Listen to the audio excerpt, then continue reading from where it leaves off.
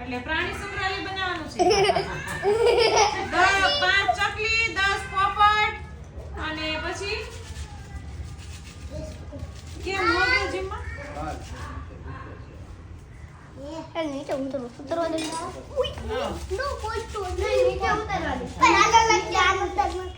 એને મૂકી દો નીચે રમવા જાવ હાલો. અત્યારે આપણે બનાવવાનો છે રીંગણાનો ઓળો, બાજરાના રોટલા અને ભાખરી.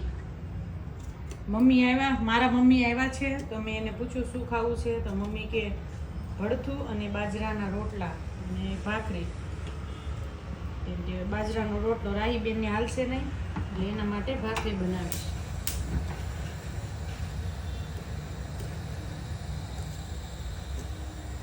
આપણે રીંગણા શેકાવા મૂકી દીધા છે.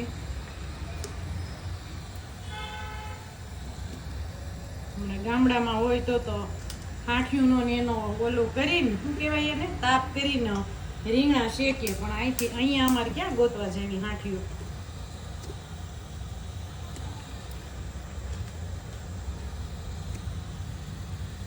એટલા માટે અમે શેકીએ છીએ ગેસ ઉપર. એટલે એવી ખોટી કમેન્ટ ન કરવી કે આની ઉપર અનહેલ્ધી કહેવાય ને એમ, એ બધી અમને ખબર પડે છે.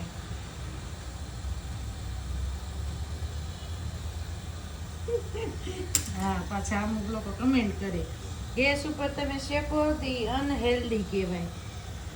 આઈ નો, બટ અમારી પાસે બીજો કોઈ રસ્તો નથી એટલે અમારે આ જ કરવાનું છે. આપણા રીંગણા હવે શેકાઈ ગયા છે તો આપણે હવે એની વઘારની તૈયારી કરીશું. અને સીધા નાના હતા ને ત્યારે જેવડા ત્યારે ત્યાં આપણે ઘરે રાજપીપળા આ બે ખાતા અને મીઠું લાગે ડીટી એટલે આની અંદર.